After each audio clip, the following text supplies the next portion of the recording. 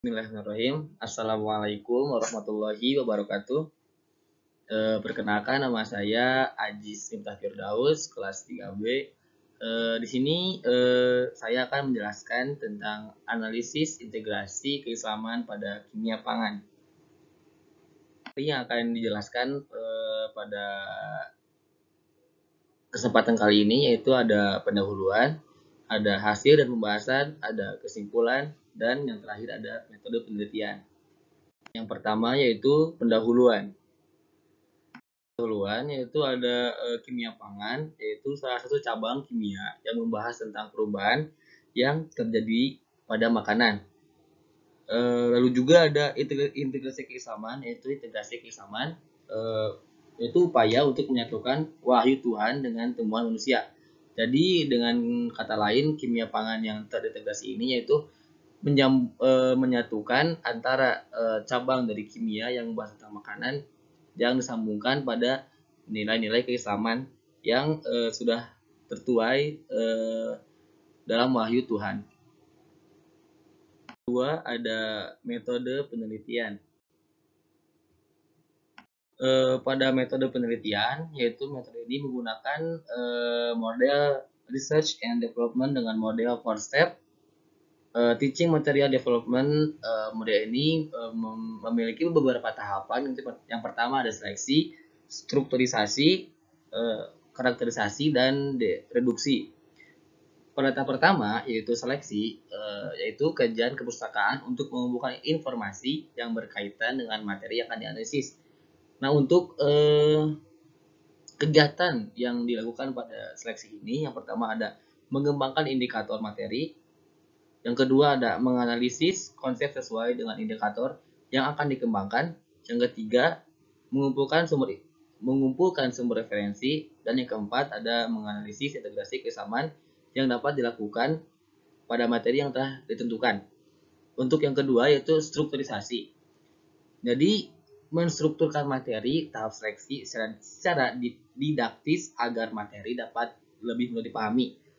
Adapun beberapa kegiatan yang dilakukan pada strukturisasi yaitu yang pertama ada membuat peta konsep, yang kedua ada membuat struktur makro, yang ketiga menyesuaikan struktur konsep yang dianalisis, dan yang keempat yaitu review ahli dari peta konsep dan struktur makro.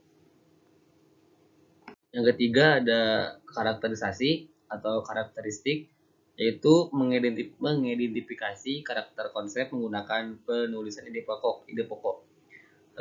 Pada tahap ini dikembangkan oleh Syaiful Anwar. Dalam memahami suatu teks perlu pemahaman yang utuh, oleh karena itu digunakan instrumen penulisan ide pokok. Yang selanjutnya itu pada tahap reduksi, yaitu mereduksi konsep-konsep yang sulit dipahami secara didaktis. Jadi pada tahapan terakhir ini membuat sebuah tabel, di mana tabel itu berisi tentang tahapan ataupun ketidaktahuan atau tingkat pemahaman siswa terhadap materi yang disampaikan. Ketiga, ada hasil dan pembahasan. Hasil dan pembahasan dengan metode research and development dengan model 4-step teaching material development, yang mana memiliki 4 tahap, yaitu tahap seleksi, strukturisasi, karakterisasi, dan reduksi.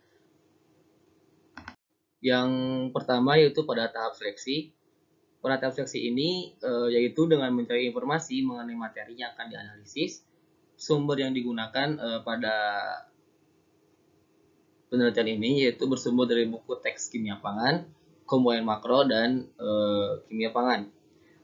Selanjutnya pada tahap strukturisasi, yaitu menghasilkan struktur makro yang meliputi karbohidrat, protein, dan lipid.